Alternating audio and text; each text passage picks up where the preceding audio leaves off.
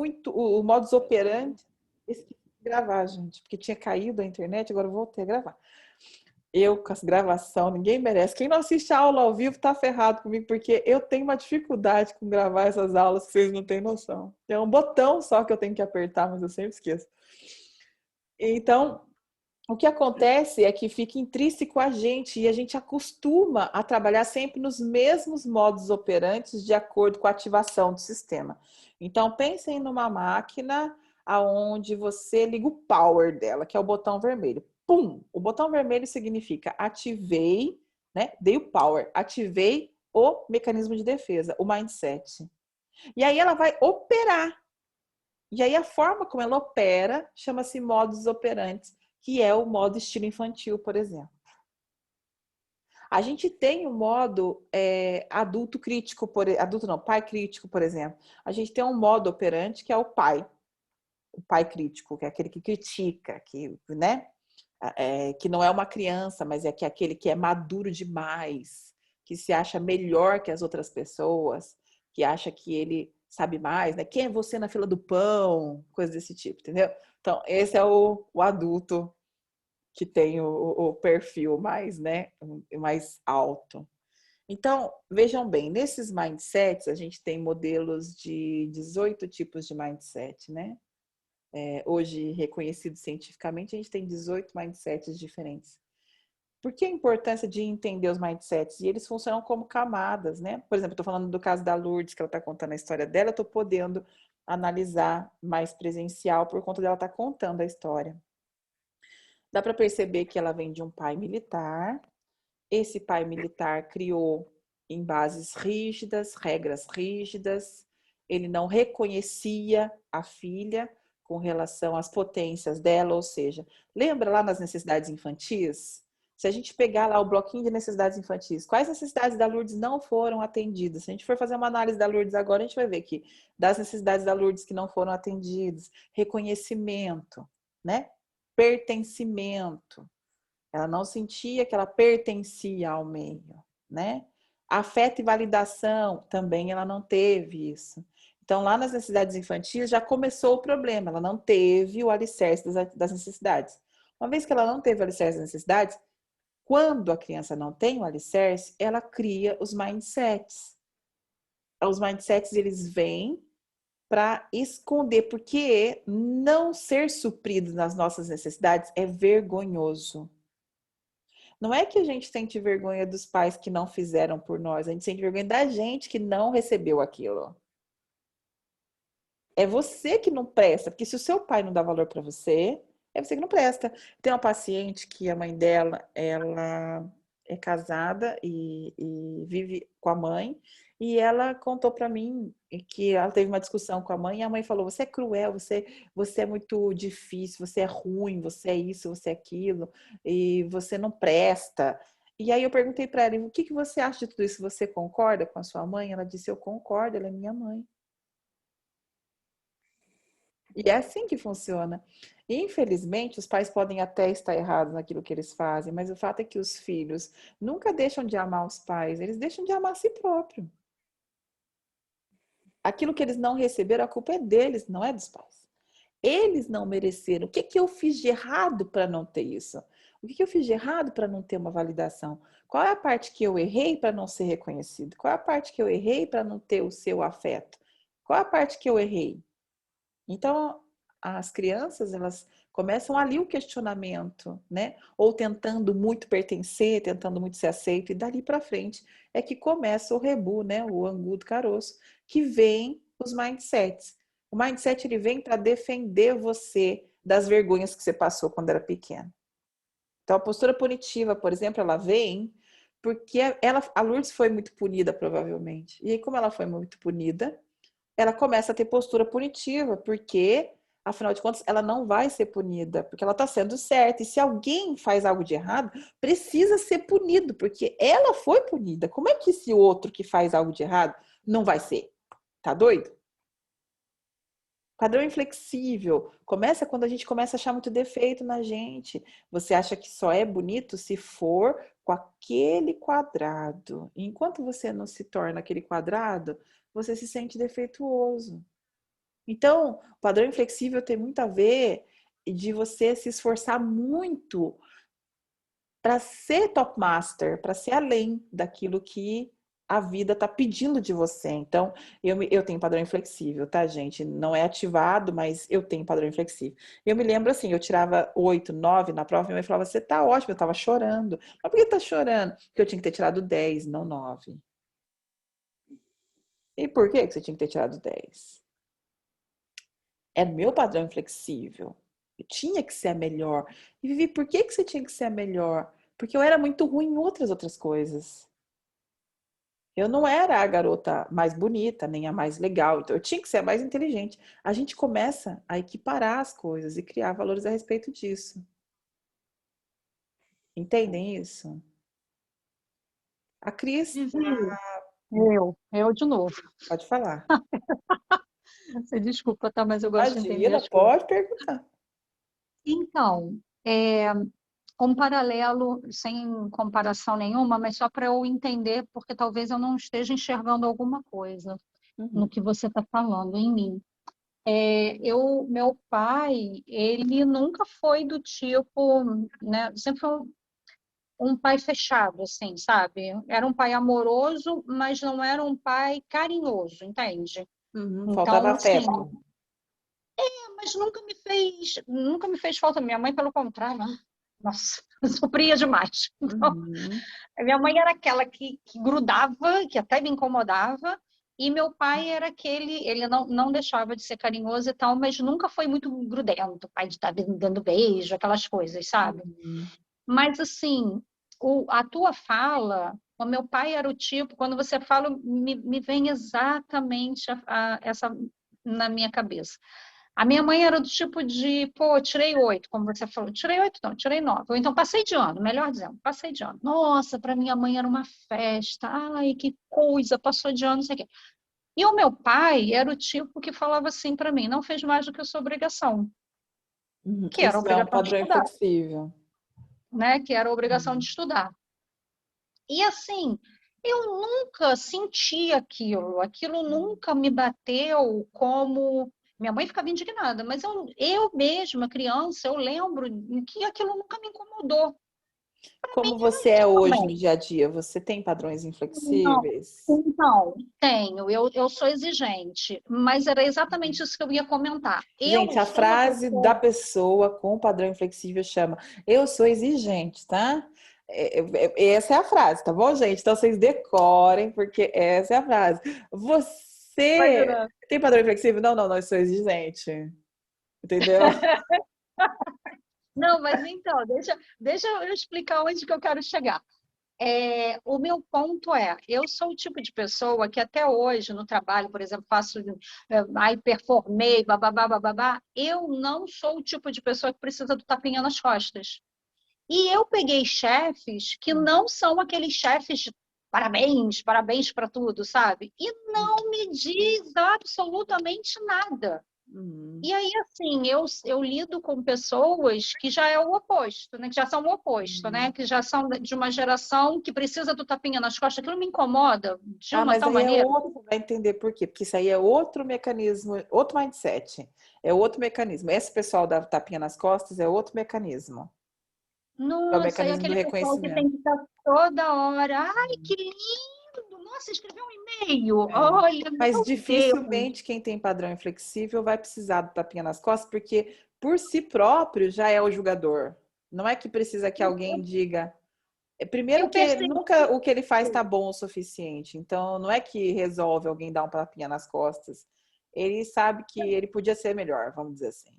O Eu mecanismo consegui ativo é sempre perceber assim. isso. Não, mas eu também tem uma coisa. Se um trabalho meu tá bom, e, por exemplo, já houve caso de chefe elogiar e tudo, e claro, né, dar aquela envaidecida, mas não é uma coisa que infla o meu ego, porque do tipo Uhum, assim, cara, eu sei que estava bom. Mesmo se ele não falasse, eu sabia que estava bom. Sabe como é que uhum. é? Aí depende Então, se ele está assim, ativo ou não. Se ele estiver ativo, a dificuldade vai ser que você veja que ele está bom. Se o seu mecanismo entendi. de defesa, se o seu mindset estiver ativo, aí por mais que você queira, você não vai ver que ele está bom. Você vai encontrar um defeito nele. Então Não, eu depende do que sempre tá acho que tudo ativo. pode ser melhorado. Eu sempre acho que tudo pode ser melhorado, mas chega num momento em que aquilo tá bom, entendeu? Ficou Ah, legal, foi aí é bom, porque foi não bem tá feito. ativo. Vamos pensar, como é que ativa isso, Vivi? Ativa por conta da Deixa do questão jeito em que tá. si? Não.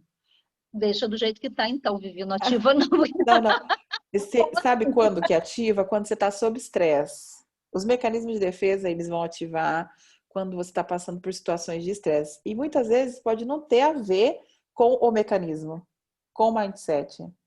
Sei lá, você está passando por uma doença na família e você está sem dormir porque você está triste, está chateada, se desestruturou emocionalmente. Ali, os seus mindsets, os seus mecanismos de defesa, eles vão estar com o botão ativado. E às vezes ativam vários ao mesmo tempo, dependendo do nível de estresse que você está passando na tua vida. Mas a minha pergunta é o seguinte, que outro mecanismo eu poderia ter ativo, né?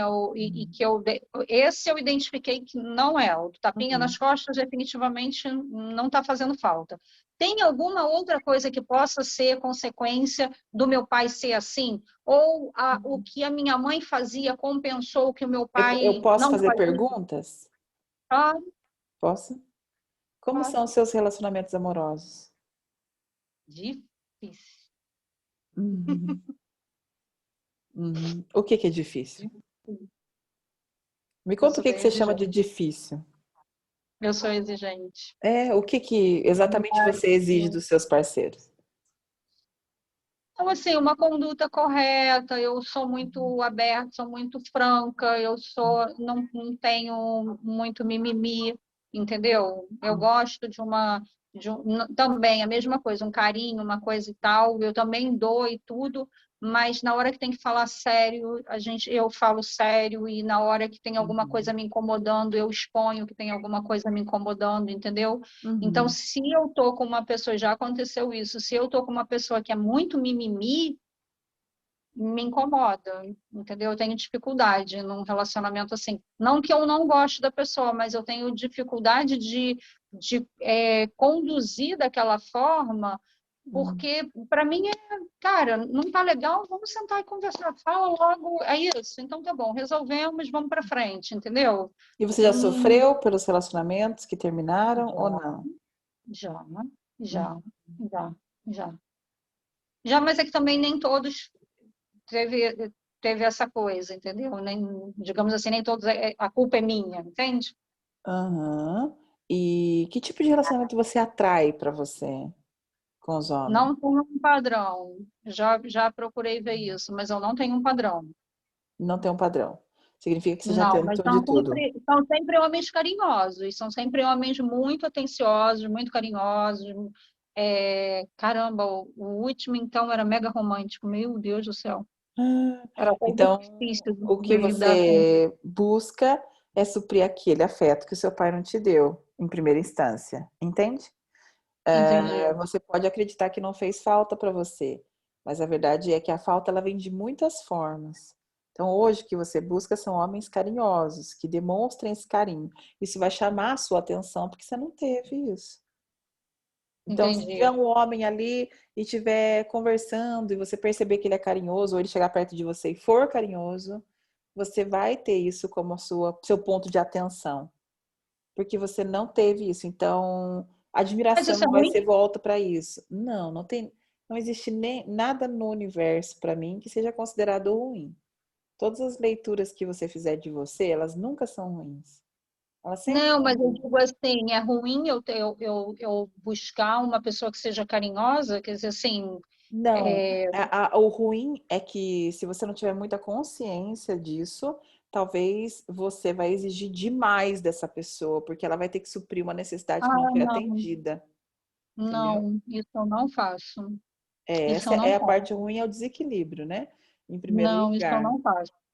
Não faço, mas estou te falando que esse último, nossa, para mim era até grudento, porque era até o contrário, pelo amor de Deus. Então, essa reclusão tua que você me aponta e diz, pelo amor de Deus, para, chama-se mecanismo de dependência. Você se tornou uma pessoa, todo mindset que a gente falar ele pode ser, na mesma frequência, antagônico, tá? Então, ou eu Tá. posso ser, vamos supor, o mindset de dependência, que é esse que você já me inseriu em 6 palavras que você citou aqui agora. Esse mecanismo de defesa de dependência, como que ele acontece? Ele pode vir como uma pessoa extremamente dependente da outra, ou como uma pessoa o contrário disso, 100% oposto. Eu sou extremamente independente e eu não É suporto que as isso. pessoas dependam de mim. E isso Eu não suporto, eu não é o sei lidar com isso. mindset. Eu não sei Entendi. lidar.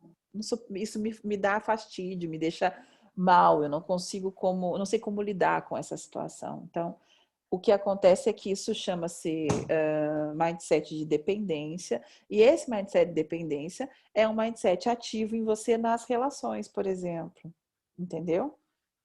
E acaba que nas relações amorosas você vai perceber tanto os padrões inflexíveis mais ativos em você, quanto o de dependência, que no seu caso seria de independência, né? Eu não dependo de ninguém. E o que acontece? Todo homem, o que ele quer é cuidar de uma mulher. Todo homem, o que ele busca é cuidar de uma mulher. A independência, ela é boa sim, mas ela afasta. Porque as pessoas, elas querem sentir que elas são úteis na vida do outro, que elas são importantes na vida do outro. E o relacionamento amoroso, ele parte da primeira premissa, que é eu cuido do outro e o outro cuida de mim.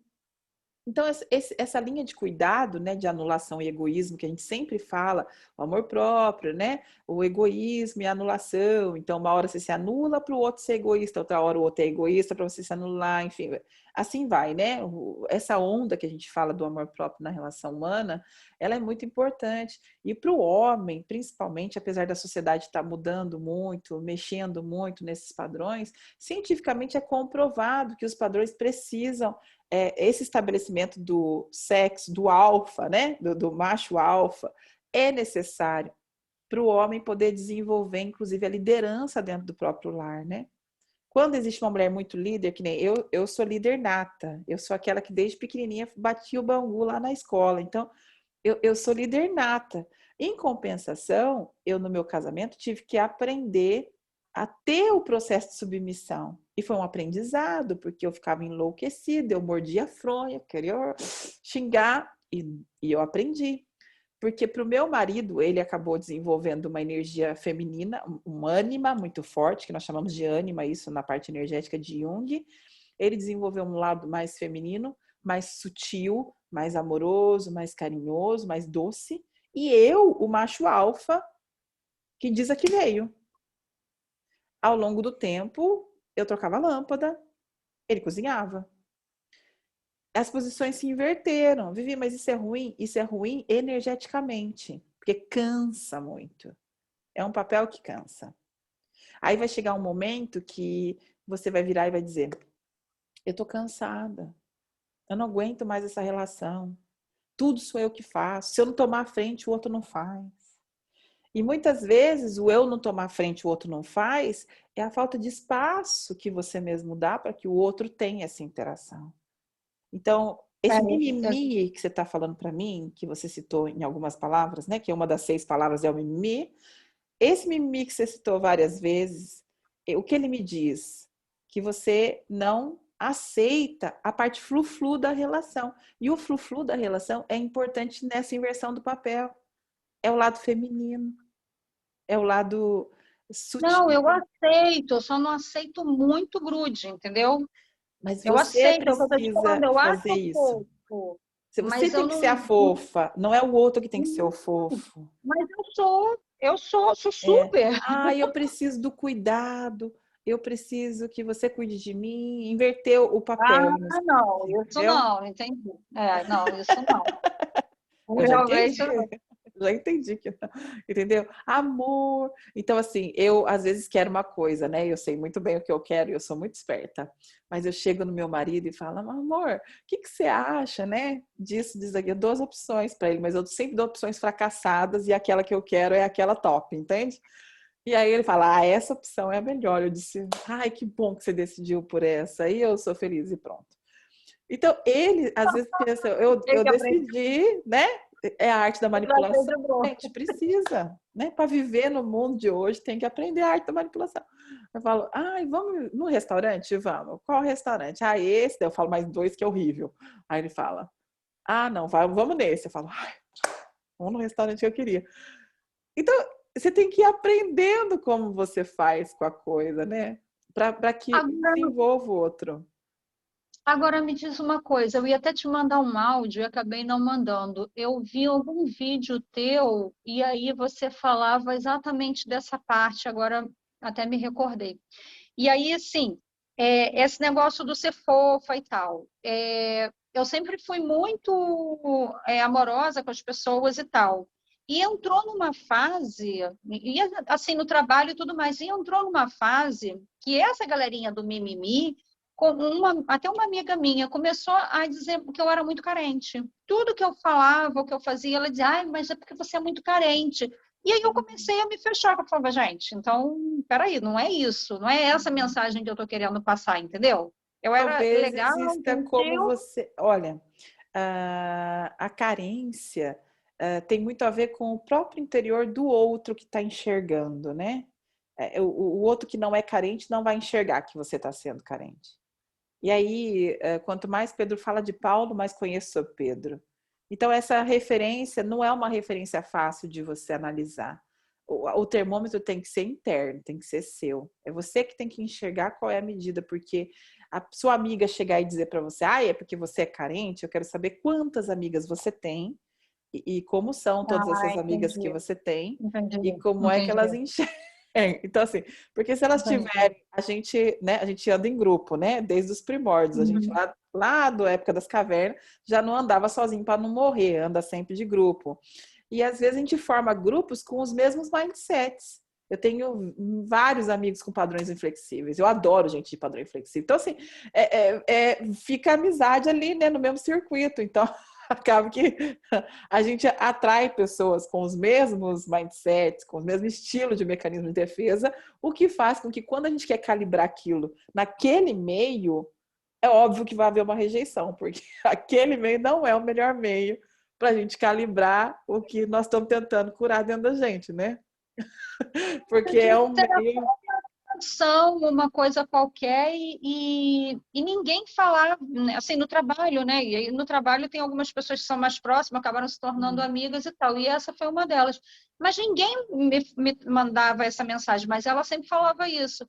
Ah, você está falando isso, ou você está fazendo assim porque você é muito carente. E aí ela falava para as outras pessoas, a Cris é muito carente, não sei o quê. E aquilo começou a me incomodar, porque eu falei, Aí gente, eu quando a pessoa não... chama você de carente, fala assim: não, não, não, não sou carente, eu sou carinhosa. Existe uma Mas eu diferença falava entre isso. carinhosa e Eu carente. falava isso, eu falava É. isso, eu dizia, está confundindo, eu sou carinhosa. Mas assim, ficava a mensagem, sabe, Mas forte qual é o grau dela. de importância que essa pessoa tinha na sua vida? Me incomodava, porque eu não queria ficar sendo vista pelas outras pessoas Ah, como a carente, entendeu? E aí eu acabei me então, fechando e mudando isso toda é a um minha relação. mindset. É o mindset do pertencimento, chama-se defectividade e vergonha. E esse é um outro mindset que chama defectividade e vergonha, e que quando eu não aceito ser rejeitada pelas pessoas à minha volta, quando eu não aceito que as pessoas à minha volta não me aceitem, e eu tenho que mudar o que eu estou fazendo em virtude a pertencer a esse grupo, eu tenho um mecanismo de defesa chamado defectividade e vergonha. Eu não quero mostrar para as pessoas um defeito muito feio que eu tenho, por exemplo, entende? Então, esse é um outro mindset. É importante ter noção dos tipos de mindset. Eu vou tentar no curso percorrer sobre todos eles com as histórias de vocês, para que vocês tenham atenção às palavras, ao que a pessoa fala, a como é que a gente. Quando eu vou fazer uma análise de um paciente, eu tenho hiperfoco, isso me ajuda muito. O hiperfoco, eu não sei fazer duas coisas, né? Pode estar caindo o mundo aqui da lateral, que eu, se eu estiver focado aqui, vai cair o mundo e eu não dou atenção para o mundo, eu realmente foco uma única coisa, né? Maravilha, O maravilha. hiperfoco ajuda muito, mas isso vem por conta dos desmaios que eu tive e foi um jeito que eu tive muito desmaio quando pequena. A partir dos 6 anos eu tinha muito desmaio, e ninguém descobria qual era a causa. Tomei muito medicamento, Gardenal, Depaquene, tudo que vocês imaginam, muito pequenininha. E o médico dizia que eu nunca ia ser funcional, eu nunca ia ter possibilidade de estudar muito ou de tirar uma carteira de motorista, porque eu não ia conseguir aprender, meu cérebro não ia gravar nada, nenhuma informação. E eu, muito pequenininha, nem sei como, criei um jeito de aprender as coisas, criei um jeito de entender como é que funcionava. Tantas pessoas dizem, você tem uma didática de explicar as coisas, é porque é o jeito que eu aprendo que eu explico. A dinâmica do meu ensino para as pessoas tem muito a ver com como é que eu consigo aprender. E foi o jeito que eu entendi de aprender. Então, eu tenho hiperfoco conquistado através do diagnóstico de que eu não ia ser funcional. Então, eu sou uma hiperfoco treinada para ser hiperfoco e hoje acontece isso. E por conta de ser hiperfoco, eu tenho detalhe de palavras. As pessoas falam as coisas para mim e óbvio que daqui a meia hora eu não lembro mais nada do que a gente conversou aqui. Minha memória não existe a longo prazo. Mas eu tenho atenção a detalhes de palavra, movimento de mão, movimento de boca, movimento de olho. Então, isso me ajuda muito nas sessões. Eu consigo observar muito a pessoa, né? Eu vim para a profissão certa, com a graça de Deus, né? Porque senão ia ser um problema se eu trabalhasse em outros setores que não depende disso, né? Eu ia estar voando, os outros lá pedindo, Viviane, faz isso, e eu lá. Não ia dar certo, né? Então, a gente dizem que somos todos geniais, mas se julga um peixe pela capacidade de subir em árvores, a gente passa a vida achando que ele é um estúpido, né? É isso. Peixe não sobe em árvores, macaco não nada e tá tudo bem. Cada um vem para o mundo uma coisa. Mas, Cris, entendendo a tua posição, eu peço que você revisite as suas histórias. Tem um livro muito bom que é o Reinvent Your Life, mas eu tenho ele em português também, que é Reinventa Sua Vida. E ele tem os 12 principais mindset, mas são 18 mindsets diferentes, né? São 18 tipos de mindset. Esse livro é um dos primórdios, né? Então tem só 12 ali inscritos, mas são 18 tipos. Qual que é a atenção que a gente tem que ter com os mindsets? Hoje, como eu sei quais são os meus mindsets, eu procuro vencer a mim mesma. Todas as vezes que eu estou diante de uma situação que eu vejo que o meu alerta está ligado, né? E o primeiro mindset meu, que é muito forte, é de desconfiança e abuso. Eu desconfio das pessoas, assim, logo de cara. Se você começar a me agradar, a me tratar bem, ou fazer coisas para mim, eu já fico assim, ô louco. E aí eu mesmo tenho que falar, Viviane, para, a pessoa é do bem, cara. Então, assim, é uma conversa interna, um diálogo, né? Fica tranquila, ninguém quer nada de você, fica sossegada. Então, mas a gente tem que saber que esse mindset o power tá aceso. Se a máquina vai funcionar para produzir alguma coisa, depende de você, porque hoje eu não deixo mais que o modo entre. Então, o mindset pode acender. O que vocês têm que tomar cuidado é o modo. Vivi, como que a gente combate o modo? Com silêncio, gente. O que combate o modo é o silêncio. Quando eu sinto o modo vir e eu vou fazer cara de irritado, eu vou torcer o bico, eu respiro e silencio. É o silêncio. Se eu silenciar significa... Tem uma frase que diz como é que é: enquanto eu estiver brigando, não se preocupe, porque eu me importo. Preocupe-se quando eu ficar calada, alguma coisa assim. Essa frase é muito para mim. Pois eu digo a você que a gente tem que se preocupar quando a gente fala. Porque muitas vezes as palavras elas saem no momento errado, da forma errada. E ela acaba Verdade. não agregando em nada, né? Quando a gente quer um mundo mais tranquilo, mais em paz, a gente precisa modelar o tom da voz e aprender a fazer o silêncio. Eu acho que são duas coisas que eu aprendi ao longo da vida: modelar o tom da voz e fazer silêncio. E duas coisas para mim que parecia muito distante de eu conseguir. Mais distante do que ficar magra, gente, imagine isso. Então, é muito mais distante do que ficar magra. Era fazer silêncio e modelar o tom da voz. O tom da voz diz ao que você veio. Se você falar num tom áspero, mais duro, aí você modifica a energia de recepção do outro. Uhum, O ouvido uhum. do outro vai ser vibrado de outra forma e o nível de conexão que você vai ter com ele é outro. Mas, Vivi, eu não tenho condição de falar de forma calma, eu não tenho condição de falar de uma voz tranquila. Então, de repente, não é o momento para a sua fala sair. E aí é que entra o silêncio. Enquanto eu não consigo dominar minha própria voz, o próprio tom da minha voz, a forma como eu falo, eu preciso silenciar. Às vezes eu vou falar com meu marido e às vezes ele tá me irritando. E aí eu vou falar alguma coisa e aí sai alguma coisa assim e eu paro na hora e respiro. Aí ele fala, tá louca? Eu falo, me dá 5 minutos.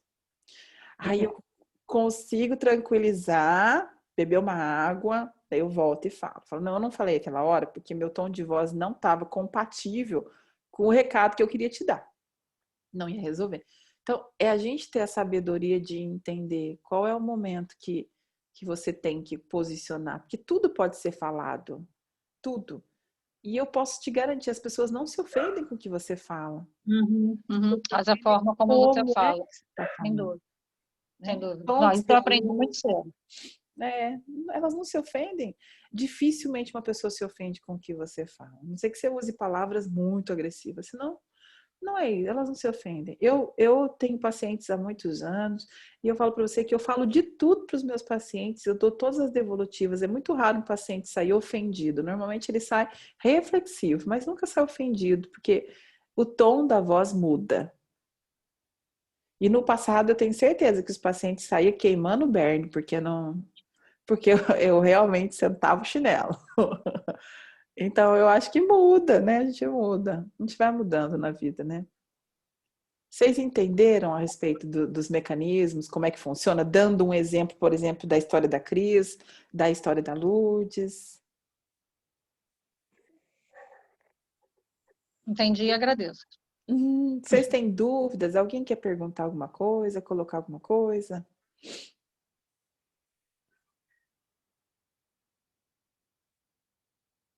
Não? Oi? Não. Olha só, eu digo a vocês que o olhar terapêutico, ele não é só para analista, gente. O olhar terapêutico é para qualquer ser humano. Quando você olha o outro com curiosidade, porque a obrigação da terapia é ter curiosidade para olhar as pessoas. Quando você olha o outro com curiosidade, querendo entender e não julgar, querendo descobrir, como se fosse um presente que está ali para você desembrulhar na sua frente, você passa a vida com muito mais leveza, porque você consegue ter muito mais entendimento para as coisas. Ah, Vivi, mas eu nunca vou ter entendimento sobre a vida do outro o suficiente que me permita fazer uma análise. Não, você não vai ter, mas não é isso que você busca também. Eu acho que você busca só entender qual que é o pacote que é dele e qual que é o pacote que é seu, né? O que pertence a ele, o que é dele, tem que seguir, o que é meu. E eu que tenho que carregar. Que sacola é minha? Para não carregar o peso do outro, né? Para a gente não se sentir pesado ao longo da nossa estrada, que a caminhada também, se Deus ajudar, vai ser longa, né? Se Deus ajudar, como diz a Lourdes, nós vamos durar mais de 100 anos, então, né? Então, se Deus ajudar, nós vamos durar mais de 100 anos. Então, caminhada é longa. Se a caminhada é longa, ele não pode carregar muito peso, né? Não. E esses pesos, como que funciona? O que é meu? O que é do outro? Mesmo seu marido, mesmo seu filho, mesmo as pessoas mais próximas, o que é meu? O que pertence a mim? O que pertence ao outro? O que é coisa minha e eu tenho que resolver? O que é coisa minha, eu tenho que resolver e não é a hora de mexer? Também é uma sabedoria. Tem coisas que a gente sabe que é nossa, mas que se você fizer um movimento naquela estrutura, você bagunça o prédio inteiro. Você vai mexer naquilo? Não. Tem que ter sabedoria até para isso. Entende?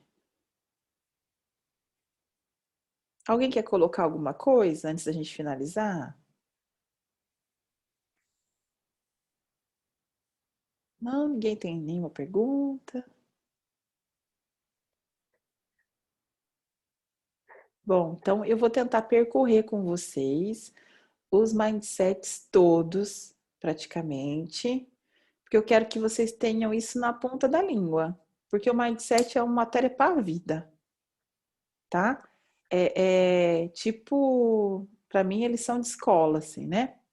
É tipo os estados e as capitais, mais ou menos assim, né? Quando a gente estava em geografia, lembra? Tinha que decorar os estados e as capitais. Eu não lembro mais nenhum quadro, gente, pelo amor de Deus. Eu lembro que São Paulo é São Paulo, Rio de Janeiro é Rio de Janeiro. Todo o resto, cuidado Ah, comigo, eu sou bem porque culpada. cuidado comigo, porque eu não sou boa. Vou Então, anotar aqui. então, então a gente vai percorrer os mindsets para que fique fácil para vocês acessarem e falarem, esse é o mindset realmente eu ativo, né?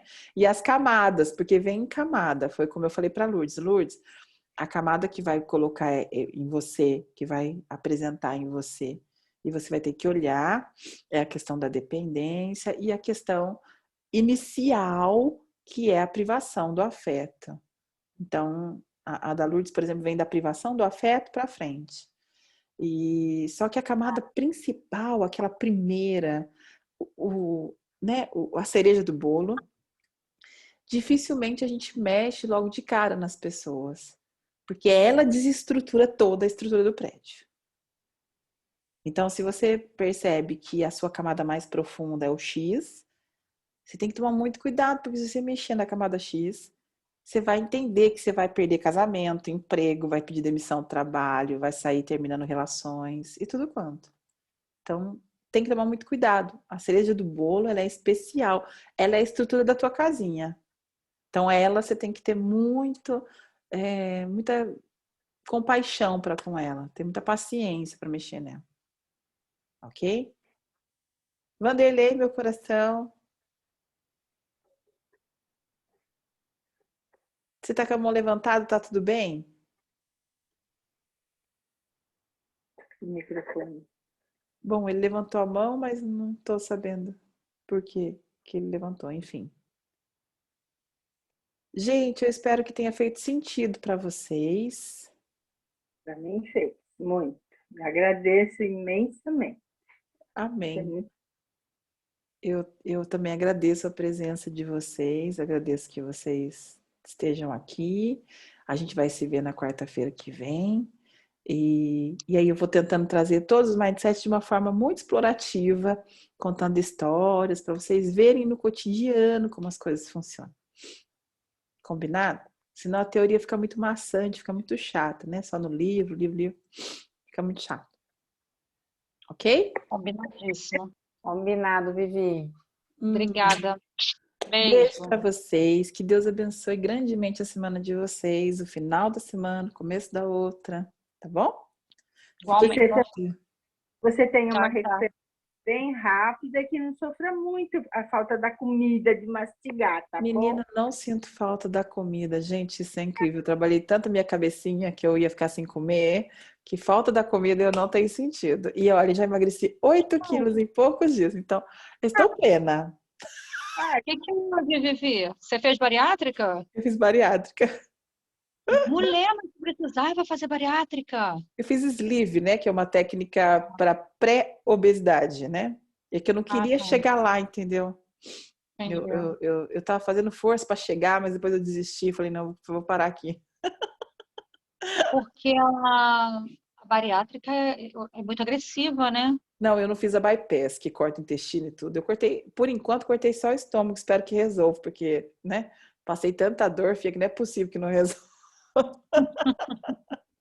Ver se vai ficar novinha. Daqui a pouco tá aí modelo desfilando. Ih, gente, vocês vão fazer. Ó, não fala isso não, porque vocês vão fazer sessão comigo de biquíni. Vai ser um perigo, vocês vão ver só. Mas que essa louca, tá? De roupa de carnaval? Não, gente, eu sempre quis usar roupa de escola de samba e nunca usei. Vocês estão ferrados. Fica todo mundo igual, tá bom? Vocês estão ferrados comigo. Eu tive um piriri na quinta-feira passada, que eu tinha até certeza que era coronavírus, de tão mal que eu fiquei, me abateu assim de eu ficar na cama, não consegui comer nada a quinta-feira inteira. Aí eu Oxe. falei pro pessoal, cara, emagreci. Aí não sei quem foi que estava falando assim, uns 2 quilos. Eu falei, não, mas 500 gramas para mim já Você é fico muito bem abatida. magrinha, né? Já fico com o osso aparecendo, já começa a me É. incomodar. Fica muito, muito feio.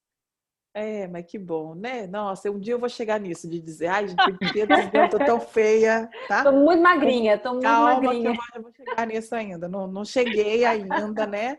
Agora tô Não, com não é uma, que uma chega, leve não. inveja, tá? De você, mas Não, assim, não não, não cheguei. fica não, Vi, não fica não, porque também muito magra, muito pele e osso, também não, Ai, não gente, eu dá. emagreci 500 gramas, olha só. Ai, não fiz nada, emagreci 500 gramas. Oh. 500 gramas é com o olho lá no fundo do buraco, parece um cadáver Me ambulante. aguarde, me Livre. aguarde. Não, Vivi, não, Vivi. Não desejo a ninguém isso. Beijo, Beijo, boa noite. gente. Deus Tchau, abençoe tchau. vocês. Tchau, tchau. Boa